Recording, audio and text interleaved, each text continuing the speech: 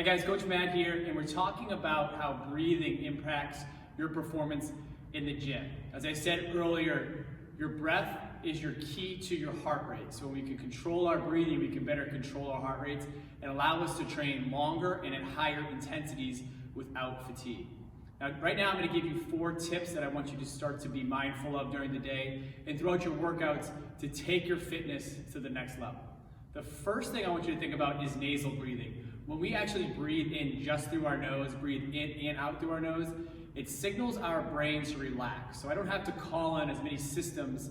I don't have to use up my available energy. I don't have to use my neck muscles to get air in and out. It just happens a lot more naturally and just flows in and out. So if I'm driving, if I'm at home, if I'm working and I'm not doing anything very strenuous, I want to be mindful of just breathing in and out through my nose. And what that's going to do is it's going to fatigue me a lot less quickly throughout the day. So I don't have to use as much energy or stress to do it. When I start mouth breathing, my heart rate goes up, my respiratory rate goes up, and I start calling on all these muscles around my neck, my low back, my hips to help me pull air in and out. My brain thinks, all right, he needs more air, he needs it faster, so I'm going to help him do it by using resources that we don't really need to use. So what I want you to think about is during the day, breathing in and out through your nose, but also when you start working out, one way to keep your heart rate down is just be mindful of trying to breathe just in and out of your nose as long as you can. Once you hit a certain intensity zone, you're going to have to start breathing through your mouth, but try to have the air come in through your nose, and then an exaggerated exhale out through your mouth is going to allow you to control your heart rate and keep that heart rate down. Tip number 2 is I want you to just focus on the exhale. When you start thinking about, all right, I have to inhale now, I have to exhale now, things can get a little bit messy. And just focusing on the exhale is going to keep things very simple. So I can keep my heart rate down, and a nice controlled exhale signals your brain to lower your heart rate. And it's also going to allow you to focus on the things that you're doing. So if I'm doing a kettlebell swing, if I'm doing a squat, I can start to focus on my technique and posture and position to increase my performance, decrease my risk for injury. If all I have to think about is the exhale, and we focus on just the exhale, the inhale is naturally going to happen.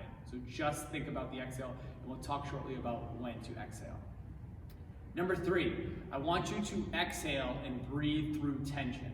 Something that we see very commonly here is people, they want to tense up and bear down and create this intensity when I'm going through tension. So for the example, if I'm doing a side stretch or a shoulder stretch, if I want to get more range of motion and more stretch, a lot of us will tense up and try to pull to get in position. What that's actually signaling my muscles to do is to contract and restrict. But what I do is when I get to tension, if I slowly exhale, it's going to allow things to open up, to elongate and stretch to get the positions that I want to get into. So I want you to think about when you're stretching, exhale anytime you hit tension, and then through my reps, as we'll talk about here in a moment, I want you to exhale and breathe through tension, not hold your breath. It's going to keep your heart rate down, improve posture, mobility, and strength.